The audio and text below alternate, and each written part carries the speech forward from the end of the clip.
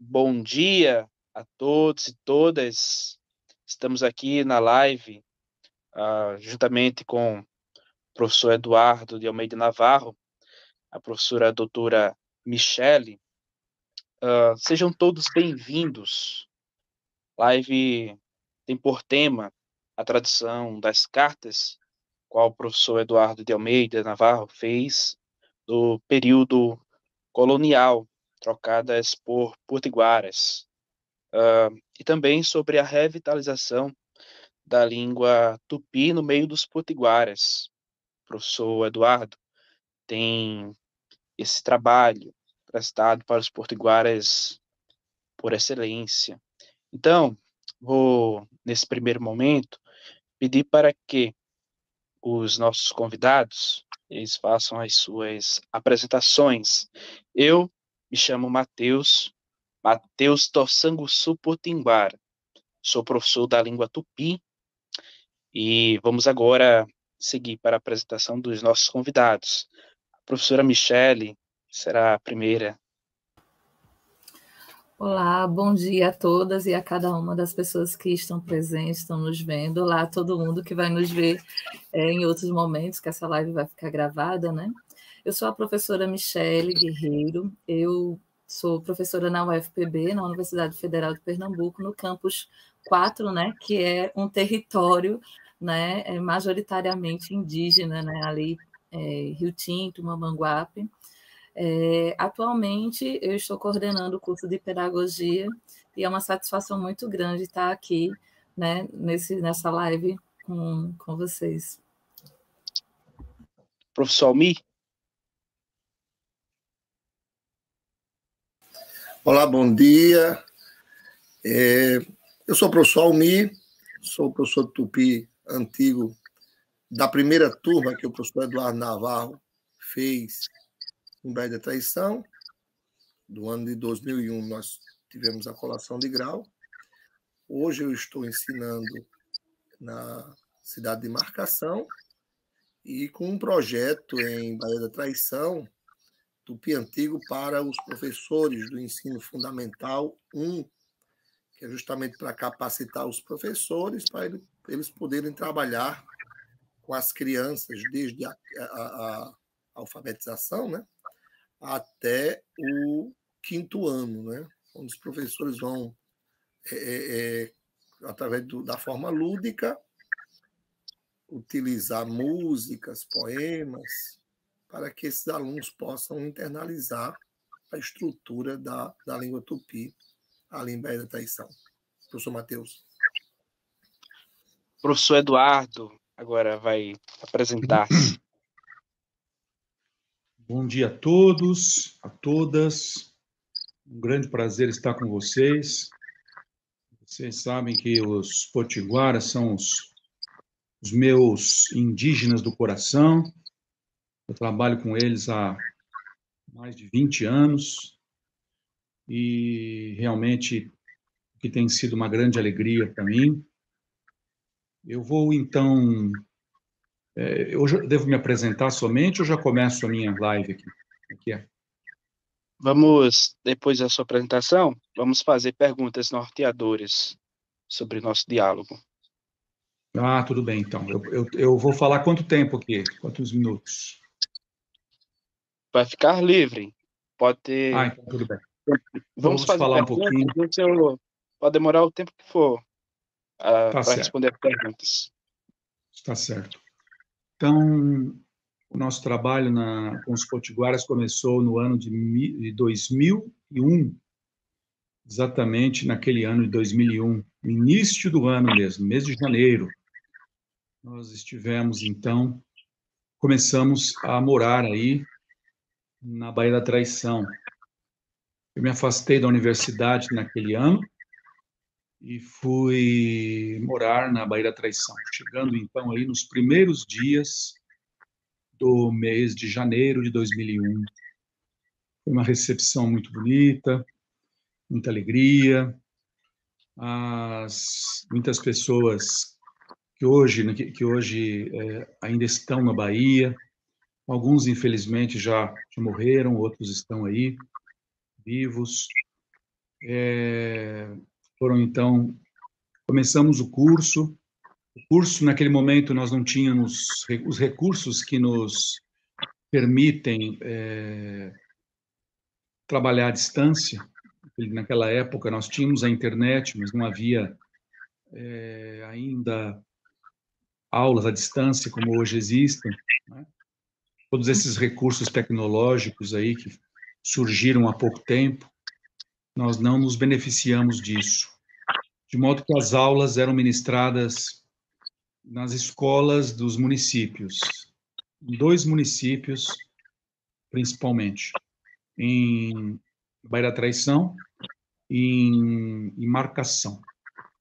Rio Tinto nós não lecionamos, nós não estivemos em Rio Tinto lecionando, estivemos somente nessas 2 cidades aí. E eram aulas assim para várias turmas, e as aulas eram dadas então todas presencialmente. Vinha sempre um carro me buscar aí, um carro da prefeitura me buscar lá na casa do Forte, da aldeia Forte, casa da FUNAI, onde eu morei durante 7 meses, melhor dizendo, durante 8 meses eu passei lá. Eu morei naquela casa.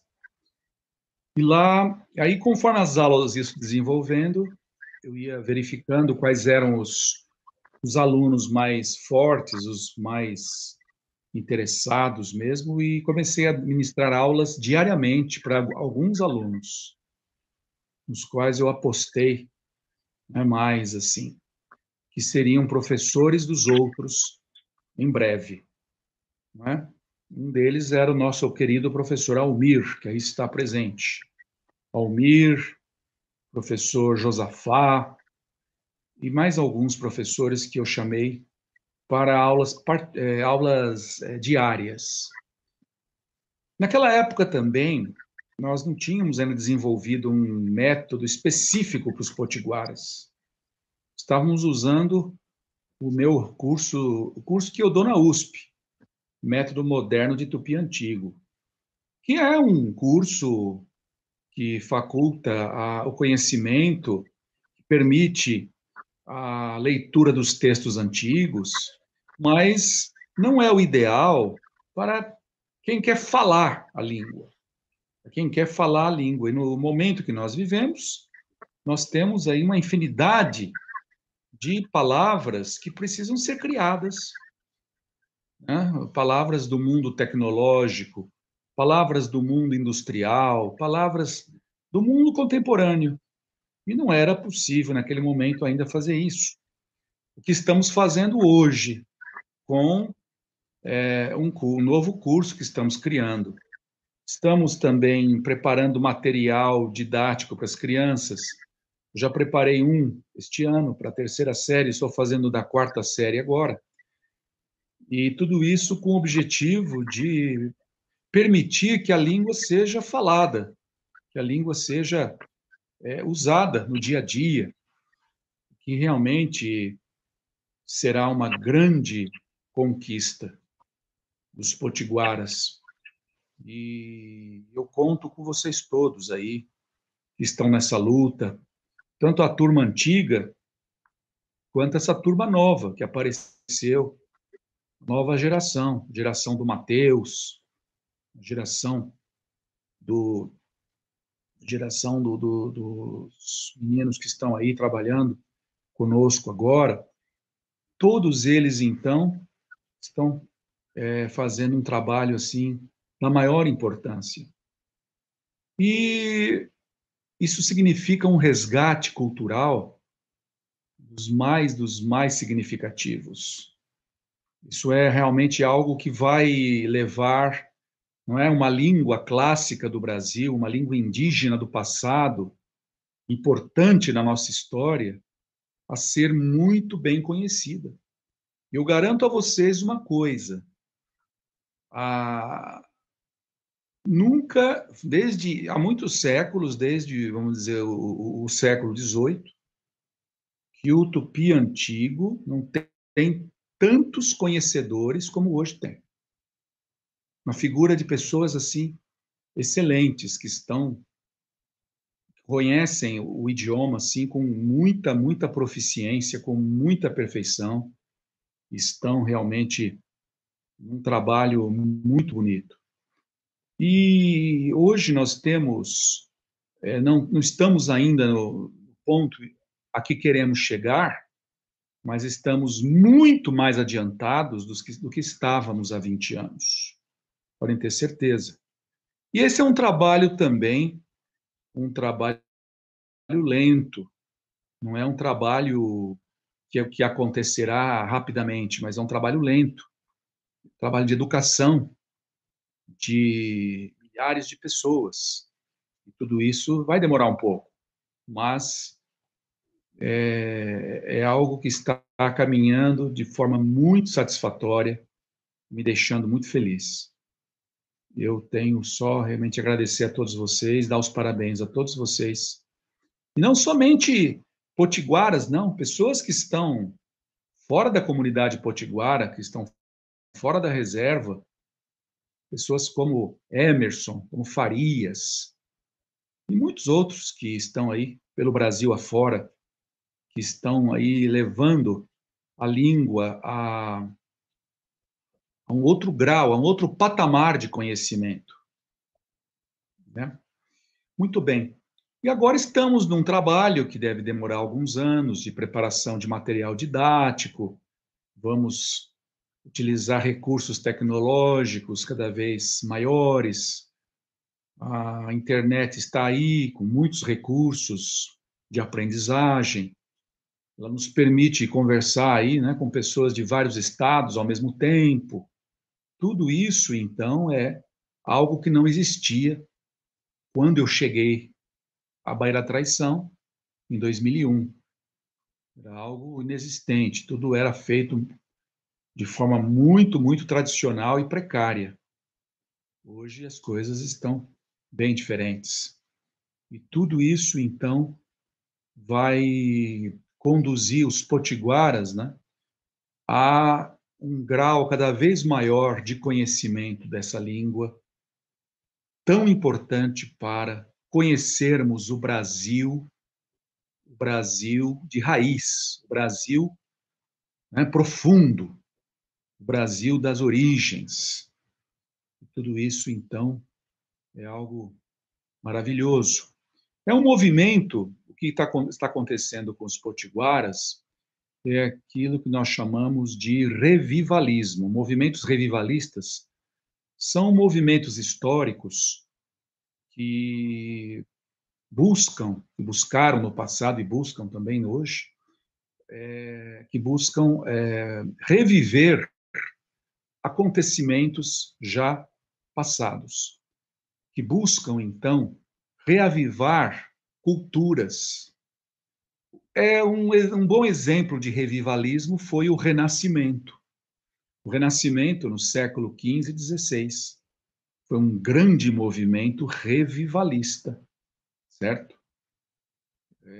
Que buscou resgatar as raízes, né, da cultura europeia. Buscou estudar, então, as línguas antigas, o grego, o latim. O hebraico tornou-se uma língua de sábios do Renascimento, de sábios cristãos. Tudo isso, então, isso foi um movimento revivalista, dos mais importantes e ricos. E os potiguaras estão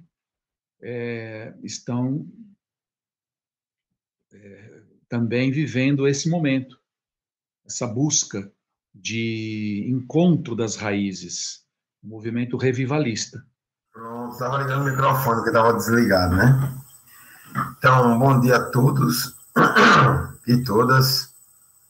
Demorei um pouquinho a entrar, mas já estou aqui. Dizer que é uma honra. Matheus foi meu aluno, né? Na escola técnica, e tive a oportunidade de ser tutor dele na ocasião lá. E a gente sempre trabalhou essa perspectiva que o professor falou aí de sonho, né? E eu dizia que uma pessoa que ela não tem sonho, ela já está morta em si mesma. Porque o sonho é o que nos move. né, desde sonhos grandes a sonhos pequenos. Então, deixa eu me apresentar, já nem me apresentei, né? Me chamo Gemerson, eu sou biólogo de formação e atualmente estou ocupando o cargo de gerente da 14ª Regional de Ensino. E sou um defensor da nossa cultura potiguara, né? Sou uma pessoa que, eu acredito, como o professor falou, né? Um povo que ele não rememora a sua origem, ele é um povo que está fadado a perder a sua história e a se perder de si mesmo, né? A luta dos povos originários brasileiros, ela acontece, na verdade, até hoje, para afirmar a sua identidade, né? Porque é muito mais do que uma cultura clichêizada, porque as pessoas, às vezes, quando vem assim, passa pela Bahia, né? Lá pela aldeia Cajutibiró, por exemplo.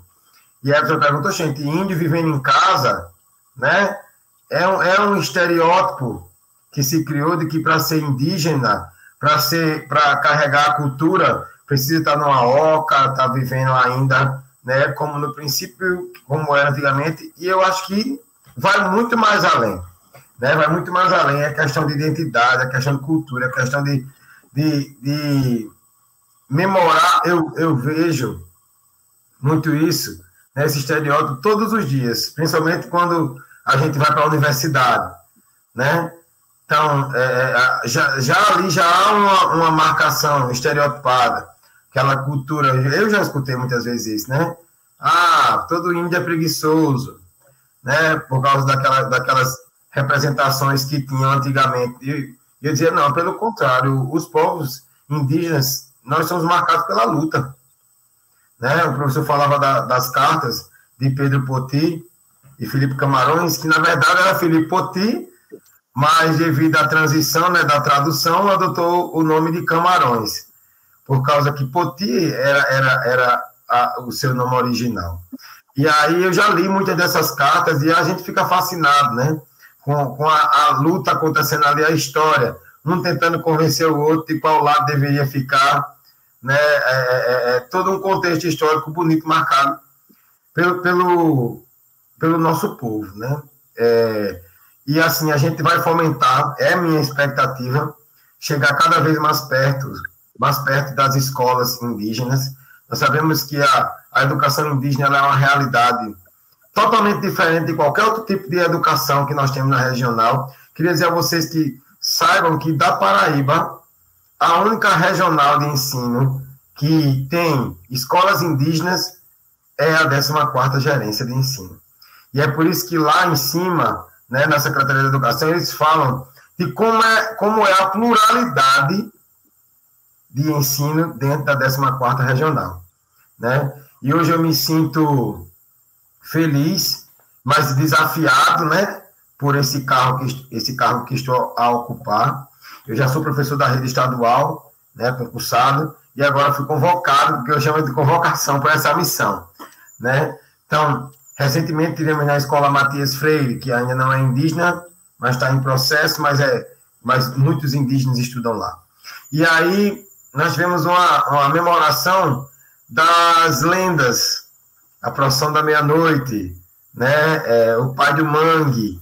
E isso é muito bonito da gente ver essa... Inclusive eu pedi os vídeos para poder divulgar, publicar, né? Recentemente, já vou comunicar aqui a vocês, nós estamos lançando uma cartilha que foi elaborada pelos estudantes indígenas da aldeia Três Rios, que vai ser inaugurado, nós vamos entregar, eu consegui fazer uma expedição de 100 exemplares para ser distribuído nas escolas de Mamanguape, não só nas indígenas, como também nas não indígenas, né, as regulares e as escolas cidadãs, para que o povo possa ter acesso na biblioteca a um pouco da cultura potiguara. Porque a história do povo potiguara ela não pode se resumir apenas ao povo potiguara. É riqueza nossa brasileira, mais especialmente ainda a nossa Vale do Mamanguape. Professor Eduardo, eu sou bairrista, viu? Eu digo lá na Secretaria de Educação que eu sou bairrista, eu sou defensor do meu vale, né? Nós temos uma pluralidade muito bonita no Vale do Mamanguape. Nós saímos de áreas indígenas, temos assentamentos ali mais perto da região de Jacaraú. Então, há uma pluralidade social bonita que deve ser analisada em cada ponto. E o pior que eu comecei a me apresentar, eu não sabia se era me apresentar ou começar a falar. Matheus disse, vai se apresentar, e eu saí falando, né? Mas, assim, dizer o quão é importante e quanto nós iremos, sim, fomentar a expansão dessa cultura. Não só ajudando as escolas indígenas a fortalecer suas raízes, né, culturais dentro das escolas, mas também abrindo a gerência e o máximo que eu puder a educação do Estado, para que o paraibano possa se orgulhar de sua história, possa se orgulhar dos nossos povos indígenas, dos potiguaras que nós temos aqui na Paraíba, como o professor também falou, no Rio Grande do Norte, né? É um povo que a gente, inclusive aqui em Mamanguape, quando eu sou uma pessoa que eu vou para o passado, né? Minha mente vive indo para o passado também. Nós tínhamos uma rádio aqui, né? Chamada Rádio Potiguara. Era aqui em Mamanguape. Antes de haver várias mudanças, várias vendas, existia essa rádio, né? Então, nós somos uma gerência que, a partir de agora, vamos abraçar esse papel de propagador dessa cultura. Me sinto extremamente representado por Matheus. Eu falava com ele isso, né? Olha aí, a Aldeia Três Rios presente. Então, essa vai ser na quarta-feira, viu, Romildo? Na quarta-feira, o Matheus também, se quiser participar, todos são convidados. Na quarta-feira, às 19 horas, na Câmara Municipal de Marcação, nós vamos estar fazendo a distribuição de 70 exemplares dessa cartilha, porque as outras serão enviadas para as escolas, tá? Pelo menos 2 exemplares para as escolas da região nós vamos enviar, né? Por quê? Porque a gente, antigamente, ou até hoje, né? Na escola técnica, que aqui em Mamanguape, isso é que eu achava bonito. Nós começamos a receber os primeiros alunos potiguaras aqui em Mamanguape, na cidade de Mamanguape, a partir da escola técnica, que reuniu alunos de toda a região. E a primeira vez, né, que eu vi aquela interação de respeito no dia que comemora a cultura indígena, né? E aí os alunos vieram com muita representatividade. E ali começou a se gerar um respeito dentro da escola, primeiramente, pela cultura indígena, né? A admiração pela história, pelas vestes. Eu sou um apaixonado pela tupigrafia, né? Eu tenho uma pasta que tem a maioria das pinturas de tupigrafia e o simbolismo que elas representam, né? A colmeia, a pele da cobra. Inclusive, recentemente eu fui lá e fiz questão de, aqui, ó, que é a Jurema Sagrada, né? Que representa toda a espiritualidade do povo potiguara. E, assim, sou um representante e um apaixonado pela cultura potiguara. Certo, muito bem. Professora Michele, quer falar algo? Oi, Matheus. Eu queria comentar alguns pontos aqui. Eu não sou especialista nessa questão das línguas, né? Das línguas nativas, principalmente. Mas, assim, eu fiquei muito feliz com o convite do professor Matheus, né, de participar aqui dessa live, justamente para ter esse contato com esses especialistas, né? Conhecer o professor Navarro, conhecê-lo pessoalmente, né? Porque faz pouco tempo que eu estou na UFPB, como eu lhe disse, aqui no Campus 4, e o seu trabalho tem sido muito mencionado, né? Um trabalho muito forte, e que está, assim, a gente já não está vendo sementes, né? A gente já está vendo os frutos, é só olhar para o chat e ver as pessoas dando bom dia, né? Eu não entendo, né? Eu sou leiga, mas, assim, ver a comunicação que já está se estabelecendo, inclusive de forma escrita, né? E isso já, a gente com o professor Almir, o professor Matheus aqui, né? Apresentando essas novas gerações desse trabalho que se iniciou há 20 anos, mas eu vejo o senhor traz elementos interessantíssimos para esse momento que a gente está vivendo agora, né? Falar do revivalismo, né? Reviver algo que já foi vivo, né? Trazer isso de volta, né? E aí isso é uma questão muito interessante, muito importante, porque quando a gente não sabe de onde a gente veio, a gente fica sem horizonte, né? A gente fica perdido para saber para onde a gente vai. E a gente pode cair nas esparrelas da história, né? Que a história, às vezes, ela nos distrai assim com alguns elementos. Então, é muito importante a gente saber de onde viemos, né? E aí, quando traz assim a questão do indígena, né? Quem é o indígena? Eu estudo, eu venho estudando ao longo da minha formação, venho me dedicando à educação das relações étnico-raciais. E eu sempre me aprofundei mais na questão afro, né? Na afrodescendência, na questão da negritude. E aí, agora, em contato com o povo potiguara, eu tenho visto assim, várias portas se abrindo para um conhecimento que é extremamente importante, né? E que fala justamente também dessa questão, né, de como a colonização que o nosso país enfrentou, ela marca as identidades, né? Eu via isso muito a partir da perspectiva negra, e agora eu estou percebendo, conhecendo, me aproximando do povo potiguara, uma outra versão também, um outro viés dessa história. E aí, quando a gente fala na negritude, a gente fala muito desse conceito raça, né? Da criação desse conceito raça. E a partir dos estudiosos, né, que eu tenho me dedicado a conhecer, o Quijano, o Mignolo, né? Esse pessoal aí do pensamento decolonial, do grupo Modernidade e Colonialidade, eles mostram para a gente que a primeira identidade racial que foi forjada, né, que foi criada naquele contexto do colonialismo, foi justamente o indígena, né? O índio, a raça índio, numa tentativa de uniformizar, homogeneizar aqueles povos que não eram conhecidos.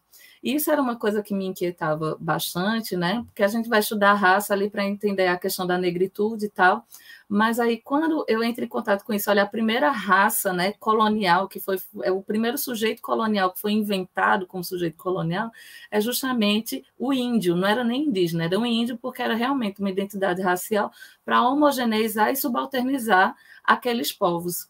E aí é de uma crueldade, né, de uma perversidade terrível, porque a gente percebe que essa tentativa de homogeneização, essa tentativa de apagamento das histórias e das culturas, felizmente, elas não deram totalmente certo, né? E as pessoas os povos conseguiram manter a sua identidade na tensão com o que a colonialidade quis fazer, né? Com o que a colonialidade quis fazer. Para a negritude, a gente tem aquela história da árvore do esquecimento, né? Que antes das pessoas embarcarem para cá, tinha que dar várias voltas numa árvore para esquecer a sua história e sua cultura. E aqui, nas Américas, né?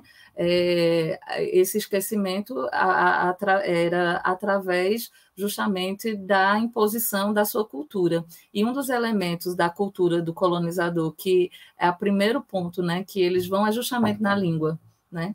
E a linguagem, ela não é apenas uma forma de se comunicar, é uma forma também de representar o mundo, né? É uma cosmovisão.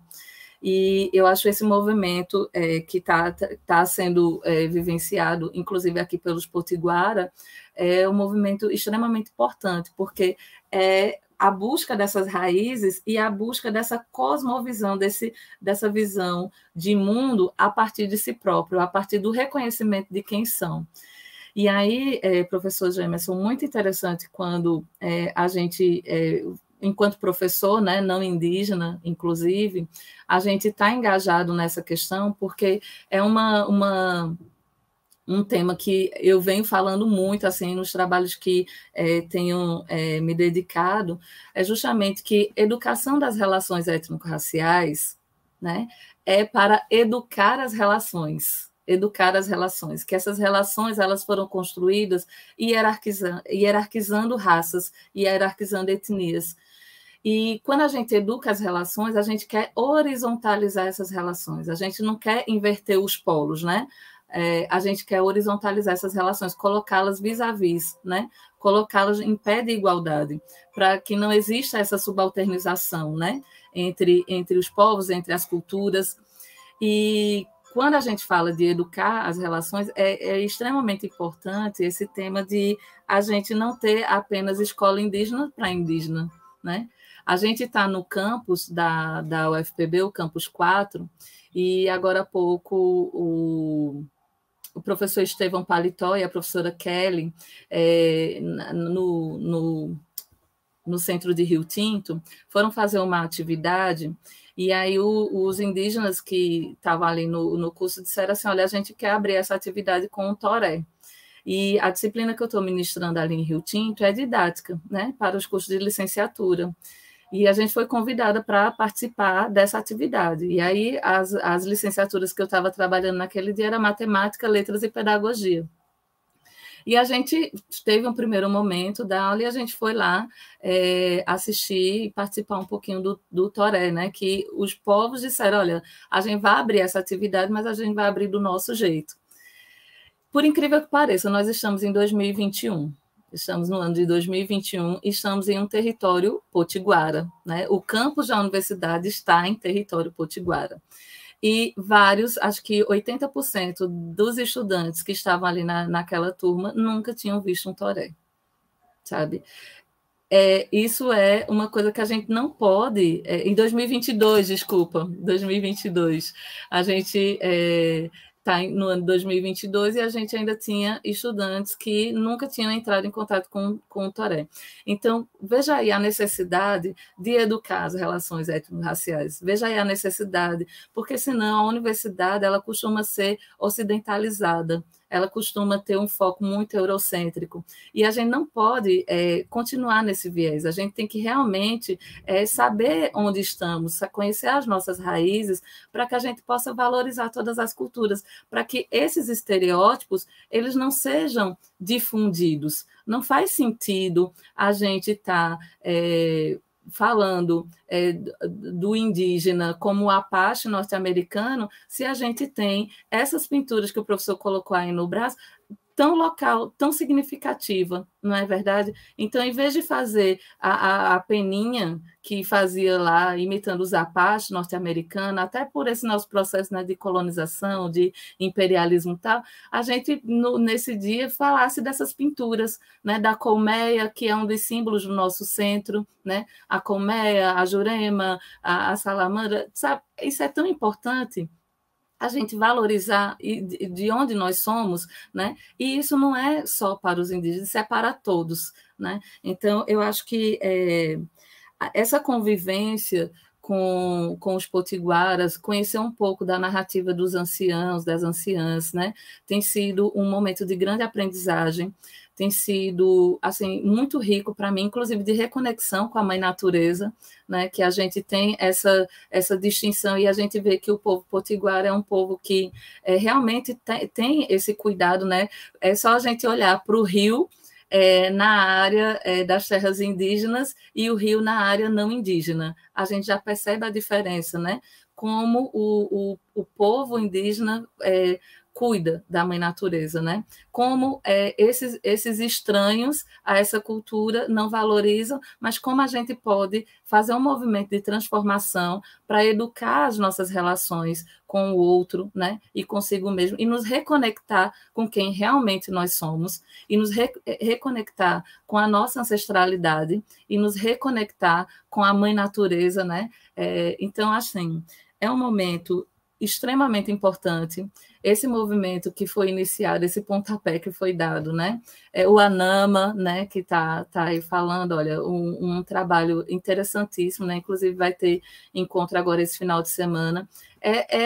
São processos de reeducação, são processos de integração e são processos de reconexão, e eu acho que a gente precisa de todo mundo, né?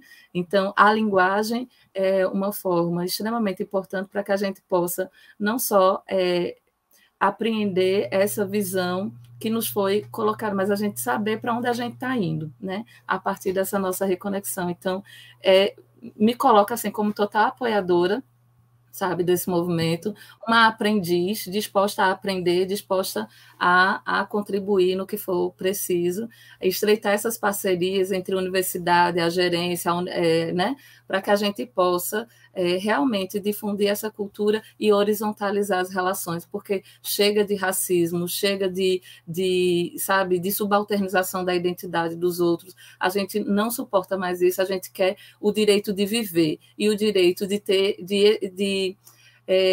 usufruir dos direitos que é a nossa Constituição, que muitos indígenas lutaram para colocar lá dentro, né? Direitos à educação, saúde, moradia, todos os nossos direitos sociais, políticos e tal, a gente precisa usufruir deles, né?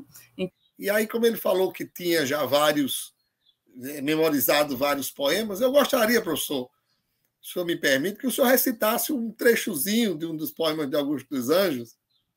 Tá bom. Diz que agora?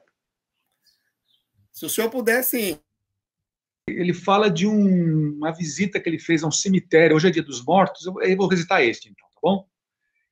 E ele fala de um coveiro que escolheu essa profissão para ficar perto da amada dele, que morreu, e para ele ficar perto dela, mesmo depois da morte dela, ele foi ser coveiro. Hoje é bom para recitar este poema. Vamos lá. Numa tarde de abril, suave e pura, tinha ido eu ao derradeiro lar. Tinha ido ver a sepultura de um ente caro, amigo verdadeiro. Lá encontrei um pálido coveiro, com a cabeça para o chão pendida. Eu senti a minha alma entristecida e interroguei-o.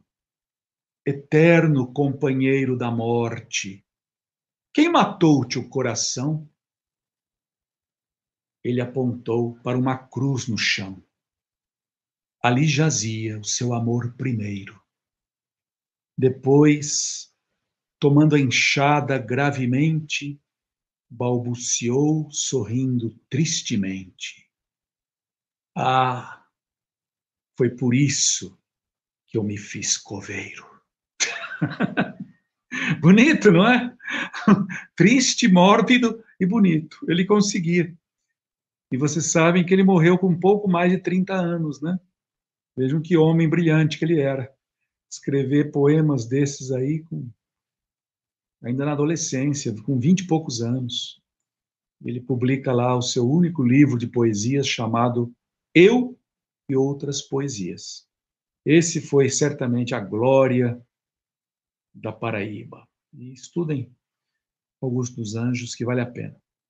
Eu acho que um ponto assim seria, professor, que a gente poderia juntar aos nossos professores indígenas aqui da nossa região, e a professora Michele, que é da UFV, poderia até ser um ponto para isso, era iniciarmos como uma disciplina eletiva, dentro de alguma grade curricular, por exemplo, do curso de letra que nós temos aqui, ou o curso de antropologia, porque aí já começa uma propagação, mesmo que modesta, mas já é um passo para um salto, sabe?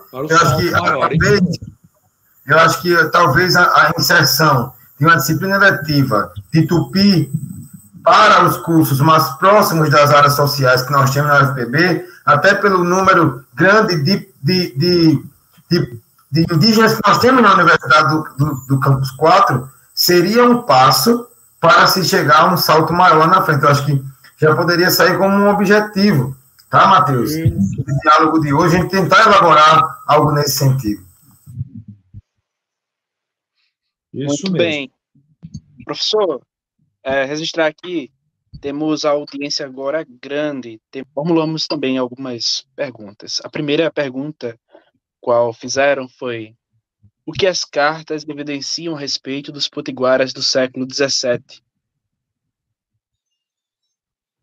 O que as cartas evidenciam? Bom, que eles estavam profundamente cristianizados, que havia índios já muito cristianizados, que eles tinham uma formação escolar, né?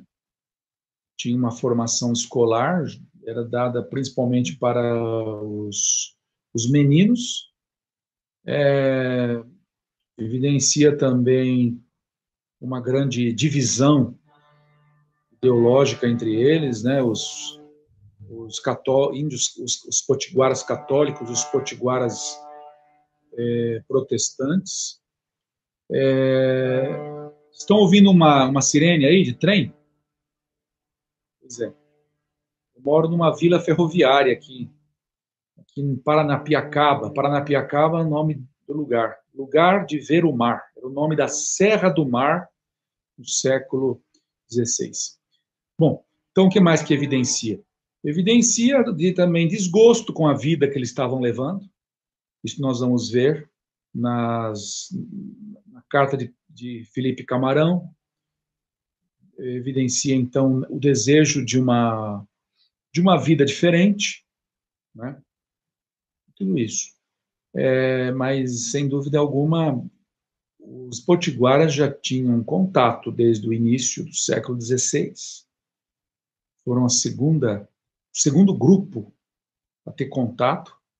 Por quê? Porque os que estavam mais próximos da Europa. Vocês são os indígenas que estão mais próximos da Europa, nas costas do Brasil, mais próxima, né, da Europa. Então, é muito mais fácil chegar a Paraíba do que chegar a São Paulo, que chegar ao Espírito Santo, né? Isso foi o que aconteceu. Mas é isso. Espero que tenha respondido a sua pergunta. Excelente. A segunda pergunta, qual fizeram, foi: é possível identificar alguma especificidade do dialeto potiguara no contexto da língua tupi antiga? É possível, sim. Havia. Isso é o próprio Anchieta, o próprio Luiz Figueira, em 1621, o segundo gramático da língua tupi, ele deixou claro. Havia algumas diferenças dialetais, sim. Nós sabemos. Com relação ao uso de termos, por exemplo, vocês sabem o que é o Jurupari. Jurupari. Jurupari é uma entidade que não é mencionada nos textos do Sul. No Sul é Anhanga. Já no Norte, Nordeste, é Jurupari. É uma diferença até cultural, né? Entidades que os indígenas do Norte eles cultuavam, que tinham na sua cosmologia. Agora, com relação à língua, por exemplo,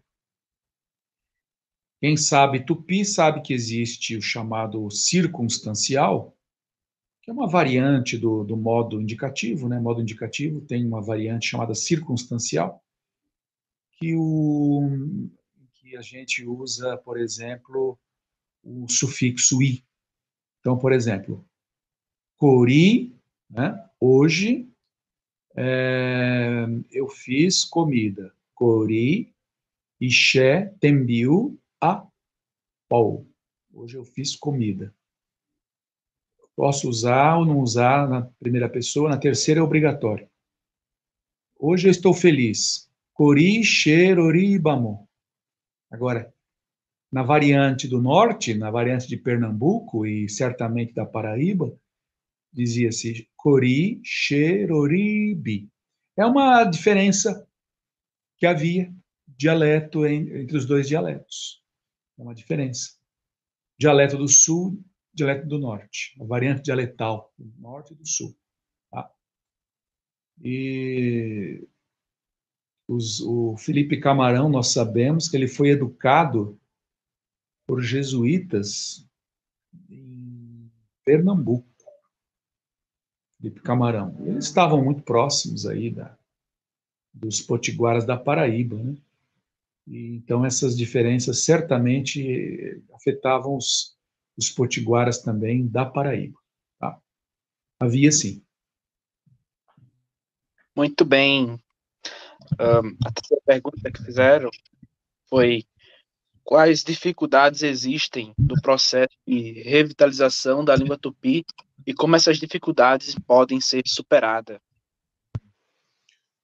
A dificuldade está realmente em convencer, né? pessoas que muitas vezes não têm interesse, não têm vontade. Isso pode acontecer até entre os próprios potiguaras, né? Existem potiguaras que não acreditam nessa luta, mas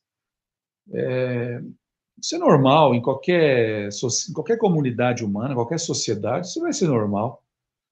Nós temos, na própria UFPB, nós temos gente lá que não acredita nessa luta, não acredita nisso. Herança do quê? De épocas passadas. Nos anos 30, em 34, 35, o Tupi foi criado na USP. Né? Aí foram criadas cadeiras de Tupi a partir de 54, quando o presidente Café Filho obrigou todas as faculdades de letras do Brasil a terem Tupi. Todas tinham que ter Tupi. 1954. A partir dos anos 60 e 70, somente, os anos 60 e 70, nós vamos ver o surgimento das cadeiras de linguística. Né? 60 e 70, as cadeiras de linguística. Muito influenciadas por uma corrente de pensamento chamada estruturalismo. O estruturalismo valoriza o estudo da língua nas suas relações internas. Não a história da língua, não a língua enquanto uma herança, mas a língua enquanto uma estrutura. De uma forma bastante científica mesmo, estudar a língua cientificamente, vamos dizer assim. Mas no caso dos potiguaras, não é esse o interesse. Estudar a língua cientificamente. Vocês têm que aprender a língua para falar, a língua para escrever. A língua para resgatar raízes, resgatar identidades. E muita gente da linguística estrutural não entende isso. Não tem essa visão que os potiguaras têm, né? Que eu tenho também. Por quê? Porque muitas línguas indígenas, elas têm uma importância local. Agora, uma língua indígena que tem importância nacional, só o tupi antigo. O tupi antigo. O Nhengatu tem uma importância regional muito grande, na Amazônia toda. O Nhengatu. Agora, línguas que têm importância nacional, para todo o Brasil, uma língua indígena clássica, é o tupi antigo, né? Que foi a língua dos potiguaras do passado. E que agora vocês estão estudando de novo, estão falando de novo. Esse é o grande... essa é a língua indígena que um dia o Brasil, a costa do Brasil toda falou. Então é algo muito precioso isso. Então há pessoas que não acreditam mesmo, isso aí é normal. Nós nunca vamos ter unanimidade no mundo, né? Isso não é problema, não. Mas é vocês que vão convencer com o trabalho de vocês, com a dedicação, com o empenho, vão convencer as pessoas que estão ainda renitentes, que estão ainda descrentes, né, a acreditarem nesse sonho de vocês. Isso é que é maravilhoso, né? Nós podermos transformar também as pessoas. Isso Excelente. Vai ser feito. Excelente. Tem um indígena Cariri aqui que perguntou o seguinte: professor, bom dia. Que considerações o senhor traria para a aplicação da revitalização linguística para outras línguas nativas? Quais são os caminhos eficazes? Bom, isso é muito bonito e importante, porque nós temos línguas indígenas que estão morrendo. Temos línguas indígenas que estão hoje sendo faladas por menos de 10 pessoas. No caso do Cariri, nós temos realmente uma grande vantagem, que é o fato de a língua ter sido escrita no passado. A gramática do padre Mamiani foi a única gramática, a única língua, né, do Brasil colonial que foi gramaticalizada, além do tupi antigo, foi o Cariri, do padre Mamiani. Então, nós temos ali, né, a descrição da língua. E os cariris têm condições mesmo de estudar a língua como os potiguaras, usando gramáticas antigas, gramáticas do século XVII, né? Gramática do padre Mamiani, um padre italiano que vai escrever a gramática dessa língua. Isso, então, torna os cariris realmente, põe os cariris numa vantagem em relação a outros grupos que perderam as suas línguas já nos tempos coloniais. Hoje nós temos na Amazônia grupos que estão estudando Nhengatu. Por quê? Porque a língua original deles se perdeu. A língua original deles já morreu. Então, vou estudar a língua Nhengatu como uma forma de substituição de uma língua que que era deles, né? Que não se fala mais e que não foi estudada. Então, para esses grupos que querem revitalizar suas línguas, eu aconselho, primeiro, que escrevam, façam materiais didáticos, não ficar somente em estudos científicos altamente especializados, né? Fonéticos, estudos de morfologia. Também, mas isso não vai fazer nenhuma língua sobreviver. Gramáticas pedagógicas, gramáticas didáticas, para dar na mão das crianças, gramáticas para dar na mão dos jovens e estabelecer realmente, né, um objetivo bem claro de uma valorização da língua escrita e falada, né? Então, tudo isso é fundamental, tá? Esse é o conselho que eu dou. Gramáticas pedagógicas. Excelente. Porque nós temos uma gramática maravilhosa de Camaiurá, por exemplo, do Xingu. Agora, eu não sei como alguém pode aprender o Camaiurá naquela gramática. É uma gramática estruturalista, mostra a língua com detalhes, mas não da forma como um jovem pode aprender, com textos, com explicações misturadas, vários aspectos gramaticais numa mesma lição. Não se pode aprender língua uma gramática seca. A gente aprende língua num curso que vai utilizar realmente numa mesma lição, né, vai dar explicações sobre diversos aspectos da gramática, com exercícios, né, exercícios são fundamentais.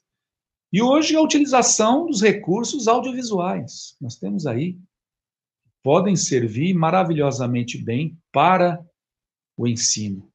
Tudo isso tem de ser usado, Tá bem? Então é isso que eu digo. Excelente. O Derek Cabral perguntou, professor, pode contar um pouquinho sobre o processo de criação de novas palavras que não existiam no tupi antigo? Obrigado. Então, isso é um processo antigo, viu, Derek? Derek é meu orientado na USP. Não sei se está na Paraíba ainda, eu acho que está. Um grande aluno, deve ser hoje um grande professor também. Derek. Isso é um processo antigo. Desde o século XVI, XVII, já se criavam palavras, né, para as coisas novas. O tupi, vocês vão encontrar no vocabulário da língua brasílica muitas palavras de meio urbano. Vocês vão encontrar ali, por exemplo, alfaiate, tanoeiro, palavras como açougueiro. Isso não é de meio... Não é palavra de reserva indígena, não, nem de aldeia indígena. Isso aí é palavra de meio urbano. Então, eram palavras criadas, inventadas, né? E é o que nós vamos fazer, doravante. Vamos fazer aí um dicionário de tupi antigo, português tupi, criando tudo quanto é termo, e aí eu conto com o auxílio de todos vocês que estão aqui nos ouvindo. Precisamos de criar esse dicionário com as palavras do mundo moderno, com as palavras da modernidade.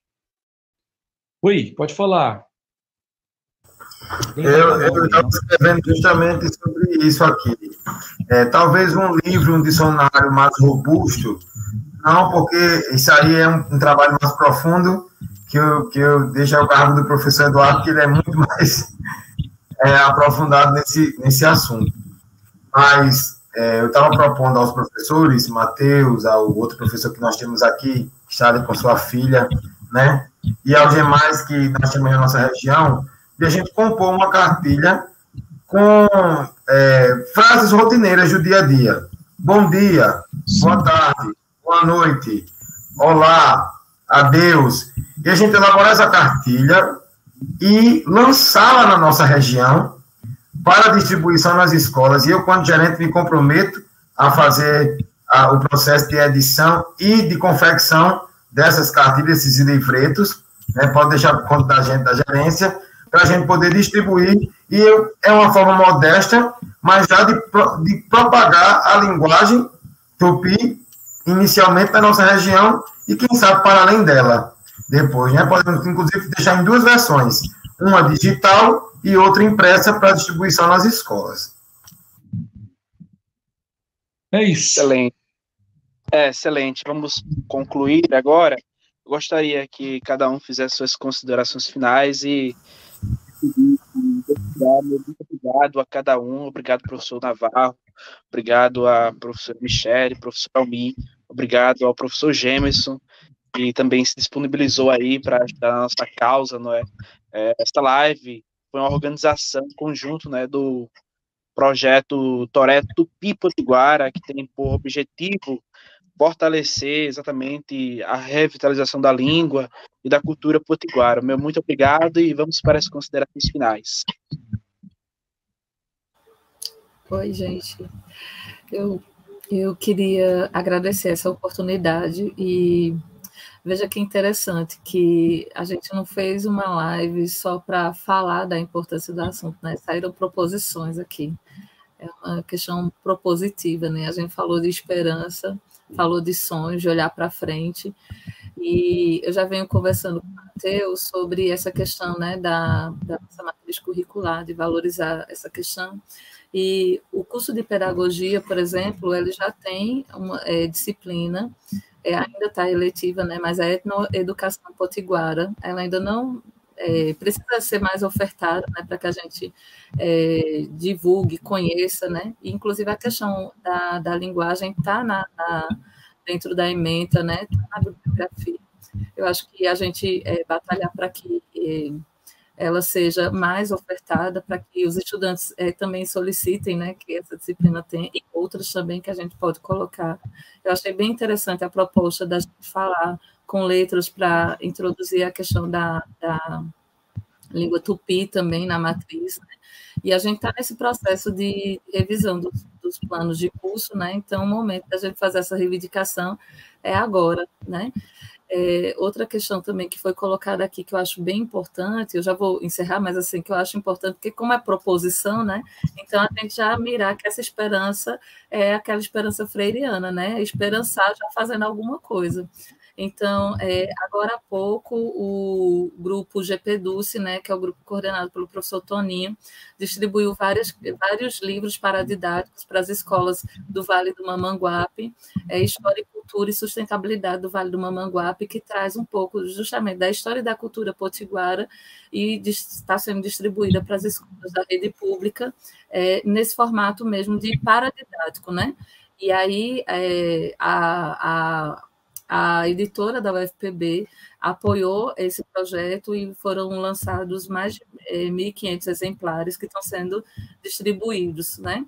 Então, assim, essa iniciativa já está acontecendo em outras áreas e, assim, se a gente gerar demanda, né? Então, a gente gerar necessidade, aí a gente vai realmente atrás das formas de alcançar esse objetivo. Então, assim, a porta está aberta, minha gente. A gente se fazer a nossa voz ser ouvida, gerar demanda para que realmente esse sonho se torne realidade, né? A gente é importante sonhar e é importante ver a realização desse sonho. Então, eu me coloco também assim à disposição, e que bom que a gerência também está aqui, porque eu acho que a parceria se faz exatamente nisso. Não faz sentido a universidade ficar ilhada, como o professor Navarro tem falado, né? A gente não pode ficar fazendo tudo científico, só olhar para a universidade, a gente tem que olhar para a comunidade onde a gente está. Não faz sentido a gente estar em 2022, né? E dentro de um território indígena e as pessoas não conhecerem essa cultura. A gente continuar aprendendo coisas estranhas. Então, assim, fazer esse diálogo é mais do que importante. E, assim, estamos, sim, dispostos a tornar esse sonho realidade, viu? A esperança, a chama da esperança está viva. Então, muito obrigada, viu, por essa oportunidade.